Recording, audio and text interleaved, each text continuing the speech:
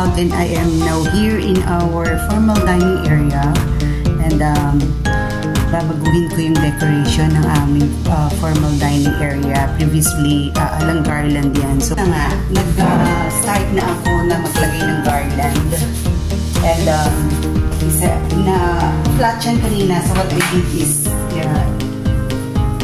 inano ko lang siya para may kapakitan tayo ng dito ng decorations. And ang laki ng garland dito is dalawa nito. So masyado namang malaki kung ilalagay ko siyang buo. So what I did is I cut it into two. Naman yung malaki kasi pag naglagay na ng plate doon on both sides, medyo hindi na comfortable kasi na medyo maliit yung space. So what I did is kinat ko siya. So ayan siya. Ito ng ating mga price tag. So ready na po siya sa ating paglalagay na ating bulaklak. So ito kanina nakatiklop pa yan. So what I did is spread ko lang siya para bumuka ang bulaklak. So ito din. So yung mga nabili kong ganito, i-spread ko lang din siya para at least malagay natin ng maganda. Ito itong leaves na to, ayusin lang natin para pag nilagay natin mamaya, ayos na rin siya. So yan, pour na natin. Ayusin na natin.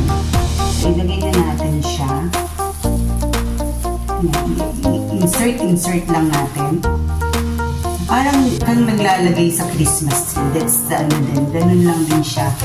Kaya lang ito, nakaano siya eh. Parang nasa gitna ba? Nakahiga lang siya sa table. Kaya kasi sa Christmas tree. Ganyan. So, yun lang ang aking parang gusto kong ma-achieve na decoration. Actually, nagtingin ako ng centerpiece eh, for table. Medyo kasi pricing. Tapos nanood ako ng video sa YouTube kung paano sabi. Tapos may nakita ako na magdali lang gawin. So sabi ko, kaya ko yan. Kaya kong gawin yun. So ito dito. Ay, ang ganda na.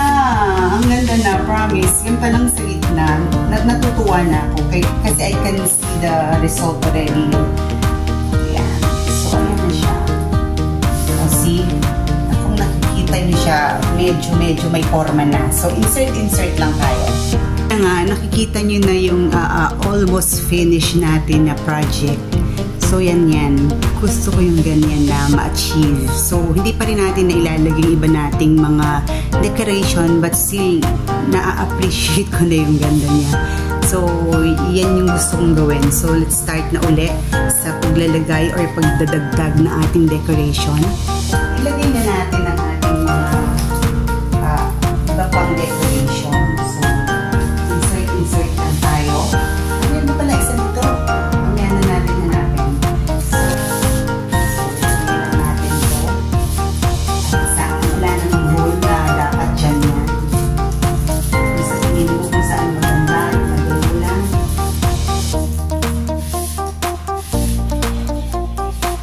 Oo, ganda na.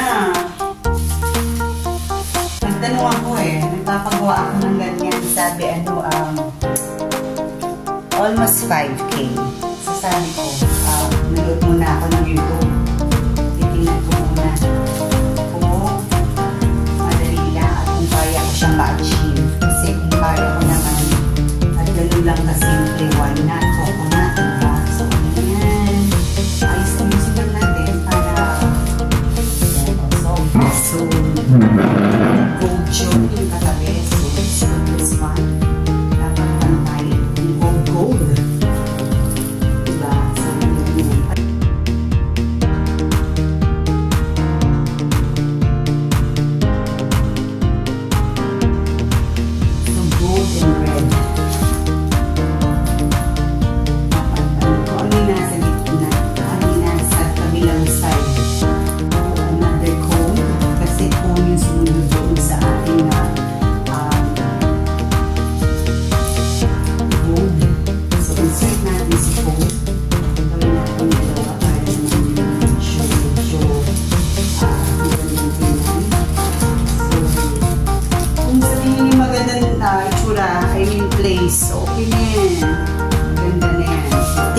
nyo, is it okay already? Wala pa akong nilalagay na tawag dito, decoration na pandagdag para at least, diba, maganda-ganda siya. May additional effect. Paart, diba? Alam niyo yun? So, yan. Panood ko yan eh. Actually, iba yung binilagay niya na mga decorations. Decors. Ako naman, sabi ko, whatever I have, yun lang. So, yun ang mga balak kong ilagay. So, dito siya.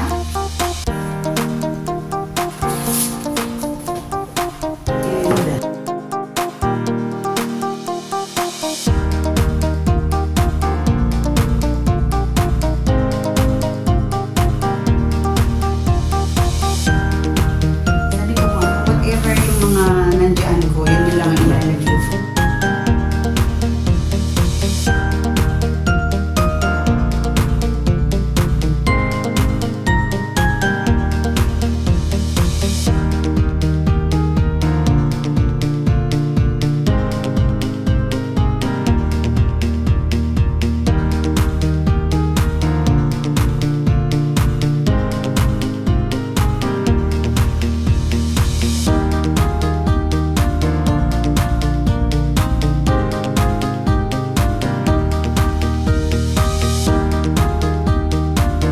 Sabi ko nga sa inyo, hinati ko yung aking garland into two. So, baka gawin ko doon naman sa aking breakfast nook yung isa. So, may binili rin akong Christmas tree na maliliit. May binili rin akong Christmas tree na maliliit na umiilaw. So, nilagay ko lang siya sa charger plate. And then, nilagyan ko lang yan ng decoration na ganyan. So, ako na ang umiilaw yan eh. So, maganda yan sa gabi. So, ako na rin ang naglagay ng parang dagdag na decoration dyan para hindi naman siya masyadong simpleng tingnan. At pag may sumobra ako, lalagyan ko pa. Then, I'm going to add cone. Tawag di cone, oo, mamaya. Kasi meron ako dito. Ayan. Oo, diba? Taga ang ating, finish. Mamaya ko na lang uli aayusin. I mean, titingnan ko talaga kung saan yung pinaka-okay na paglagyan.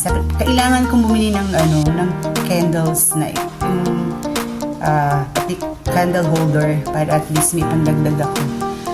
I'm so happy with my creation kasi hindi ako ganun ka-artistic. Pero as much as possible, nagtatry ako para at least malaman ko kung paano. And nanonood ako ng mga video sa YouTube kung paano gawin. So at least I have an idea on how to do it, diba? So ayan na siya. Pampadagdag ng gandas. Naglagay ako ng mga Christmas balls para mas lalo siyang gumanda. Ayan siya. Ay, nahulog. Glog. Ayan. So, insert lang. Ganyan lang yan kadali. So, ayan, may Christmas balls. Ayan. Para at least pandagdag siya ng ganda sa ating centerpiece for me. So, natutuwa ako kasi hindi talaga ako artistic. Hindi ako magaling I'm not good at decorating. Pero I'm trying my best. Sabi ko nga, I'm trying my best para at least muna. So, ayan na siya. Ating final project, final decoration, final looks ng ating formal dining area. So, ayan na siya. Yan yung aking pinagkapaguran. Pero I'm proud of myself kasi nagawa ko siya. So, ayan na siya. Kung makikita nyo, meron na akong centerpiece, table centerpiece sa aking formal dining area. So, ayan na siya. O, see, ang ganda. Ang ganda-ganda ng aking formal dining area. So, yan. Thank you everyone for watching.